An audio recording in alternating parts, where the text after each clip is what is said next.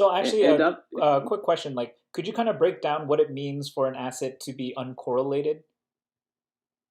Yeah, so correlation, you look, people actually compute correlation wrong a lot of the time. So they correlate the prices, the price history.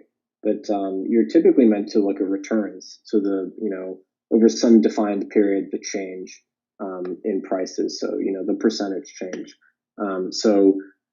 The way I would compute it would be I would look at the last year's worth of daily returns, and then you correlate that against gold, and what it tells you is how much those assets are co-moving. Hmm.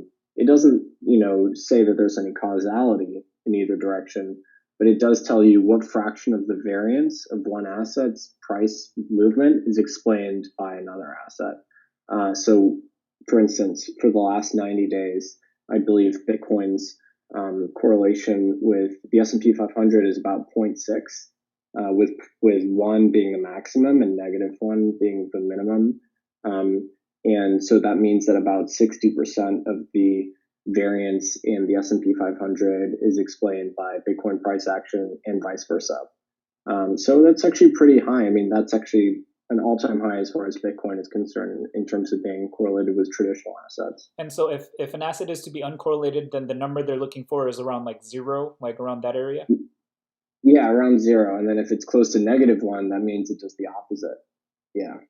Got it, got But it. the truth is, it's hard to construct or find assets in a time of crisis that have negative correlations to your risk assets, because we've seen them all move together, regardless of even gold. Yeah, that makes and sense. that and I completely agree with that point. In addition to gold, we also saw treasuries actually yields expanding in a time when you would really expect them to be contracting. So it just seems like if it's not cash, and same thing for, we discussed this yesterday with Alex, with foreign currencies like yen is used, the Japanese yen is usually a safe haven. Every asset class that wasn't just basically the dollar the last couple of weeks has just been getting hit hard, and it seems to be what you're saying. People worried about paying their mortgages and items like that.